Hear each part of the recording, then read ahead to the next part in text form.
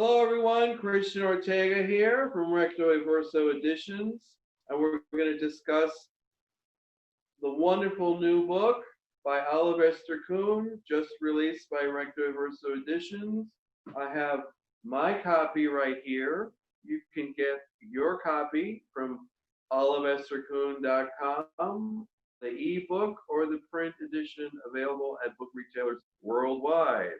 So we're here to discuss this wonderful book, and we're going to delve a little deeper and find out uh, how this all came to be. So let's begin at the beginning.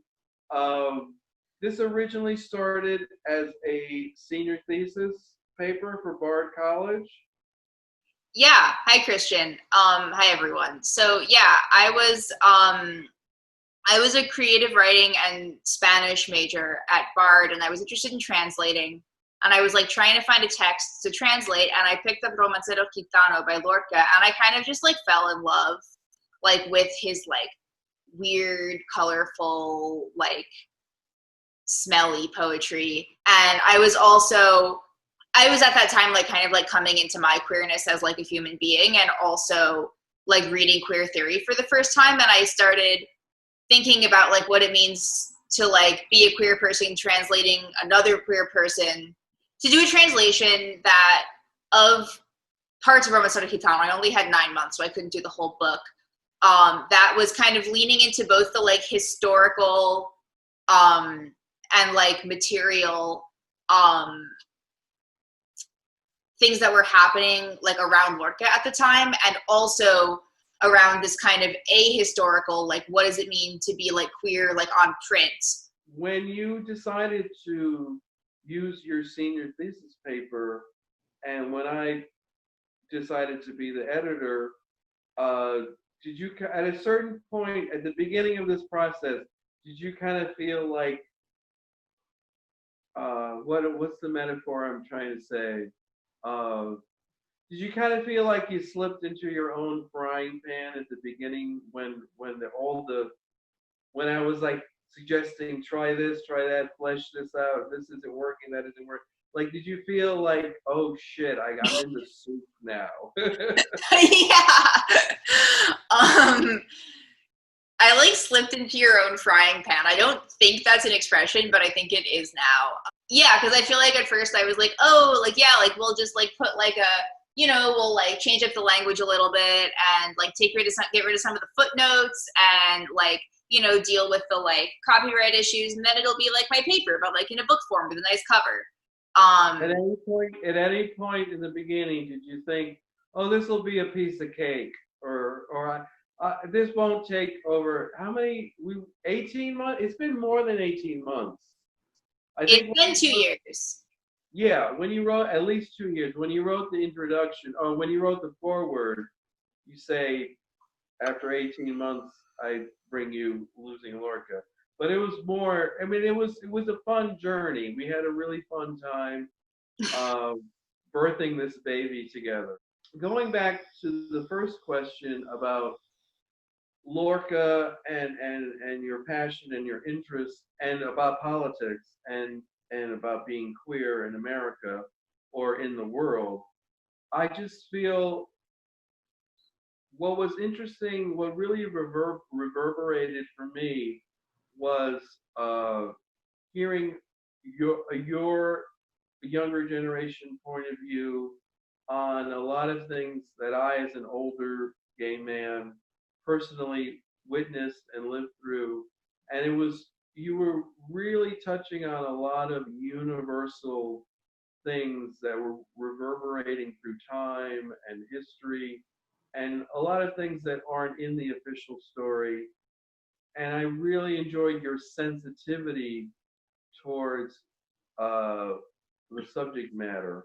And you really, I'll be honest, at the beginning of this book, I I probably could not tell the difference between Lorca and Neruda. Okay, but I took this journey with all I need to know is that you have a seed of an idea, an artistic idea, and I let you run with it. I wasn't at the beginning. I was not clear what we were going to have at the end of this. Did you sort of tap into some sort of wavelength, historical, astral plane sort of wavelength, or are these just, where did these feelings all come from is the question.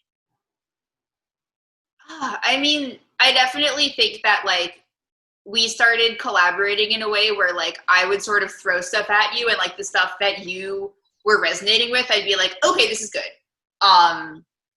So I'm really grateful to you for that. And I mean, I don't know, like I'm like big on like historical materialism, so like I think that like the material conditions that we're like living through, even if they like look very different like person to person, can like shape our ideas. And I think that a lot of the like, I mean, for me, like from my perspective, just knowing that like there's so many of my like queer elders, so to speak, like didn't survive, you know, is like this weird sad feeling, right? And for you it's a whole other thing. But I think that like that sense of like incandescent loss was what drew me to Lorca's work in the first place. It just took me a really, really long time and a lot of work with you to kind of focus on that sort of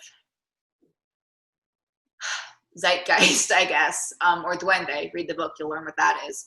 In the process of working on this with you, editing this with you, and publishing it, I did do a lot of research on the Spanish Civil War and Spain in the 1930s. And it was really, the Spanish Civil War was a dry run for World War II. And it's just, you know, and it just kind of, in a lot of ways, how the United States uses third-party countries to wage war. That's what Spain was. Spain was the third-party proxy battlefield for Germany and England and everybody else. You know, that's where they, you know, Guernica. That's where they practiced. You know, that was pre-bombing London in the Blitz. You know, basically Guernica.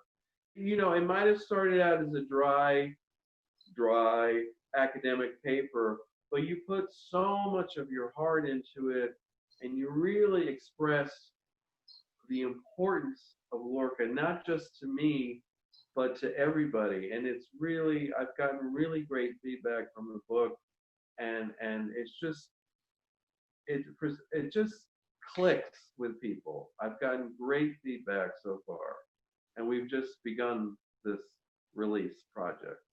So, I hope it clicks.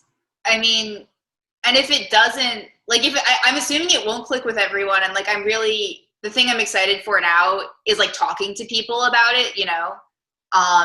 Cause like, I'm not a historian, and I feel like there's also probably pieces of the puzzle that I'm missing and that I'm like excited to learn more about. And I guess like the thing that I want is for like reality not to be recursive forever, you know? I guess like that's like kind of the like contradiction there, is that like this book happened like because history keeps repeating itself, and like I want that to stop, you know? One of my favorite moments is in the books is when you break. I think it's really more inside B, where you really break, and you really, when you're talking about Mount Vesuvius, like you were unafraid to interject yourself into the text, and I felt like that really added it added another layer, you know. It wasn't, it personalized it. It made me, especially when you're talking about the translation process. What was that part where you're like, you can't take all your friends with you?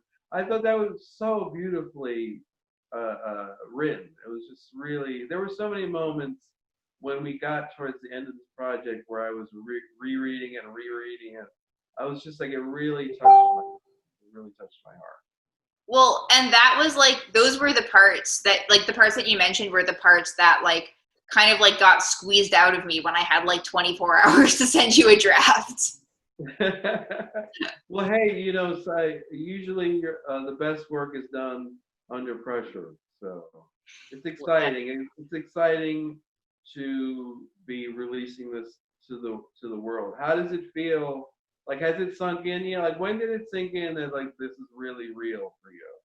I took some copies for everyone who wrote a blurb for the inside cover. I took a copy to the post office today and I mailed it. And I was like, wow, that's the best $11 I ever spent on shipping. Cool. All right. Well, Oliver Esther Kuhn, thank you for this time together, and congratulations on your first book. One of many more to come, I'm sure. Thank you for your wonderful talents, and we'll catch you on the flip flop. Peace out. I'll catch you on the flip side, Christian. Ciao, ciao. Trucker slang. 1970s stuff. All right. Ciao, ciao. Ciao. Peace out. See ya. All right.